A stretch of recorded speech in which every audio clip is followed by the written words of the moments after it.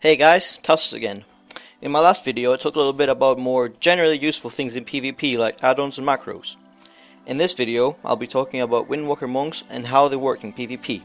Now, a little about me, I've played Arrested Druid to 2.6k rating in the past and many other classes to 2.4k. I've played at about 2k rating on my monk so far, which isn't as impressive, but I think I know some stuff about Windwalker monks in PvP that might help others. The first thing you'll hear about Windwalker monks is that they're not very strong in PvP. I'll generally agree with that, but as anyone who has played their monk for a while will tell you, they're a lot of fun to play. So if you're not obsessed with playing the most OP class and getting many gladiator titles, then a Windwalker monk could be the thing for you. Windwalker monks are more or less a support melee DPS when it comes to arena. The reason I say that is because monks don't have the raw damage output of, say, a warrior or a rogue, so there can never be a team that really relies around supporting the monk to get kills. What we do have, however, is amazing mobility, okay utility, and some decent off healing. On the utility side, our main asset is our control. We have paralysis to incapacitate someone from range for as long as 6 seconds, Fists of Fury or leg sweep to stun multiple people at once, and disable to slow and root them.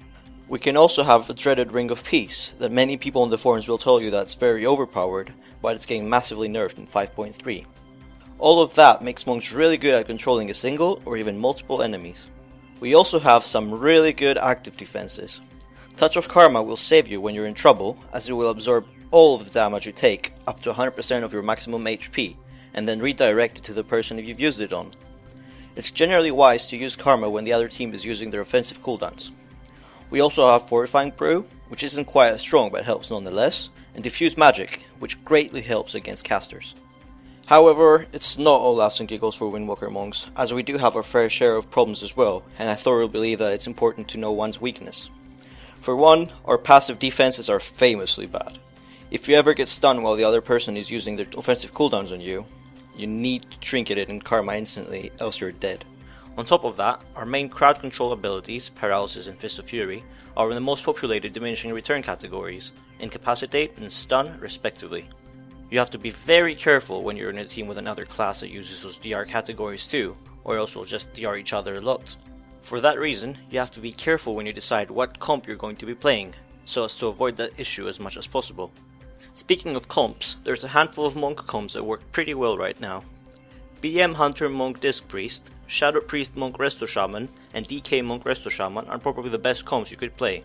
The first two probably won't work as well in patch 5.3, with the nerfs to Hunters and Shadow Priests, but they should still be amongst the best choices we have right now.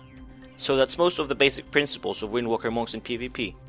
I hope to have some good fraps footage of 2v2 games soon, so I can show you how exactly monks work in arena, and then some of the more complex mechanics of the monk class. Stay tuned and thanks for watching.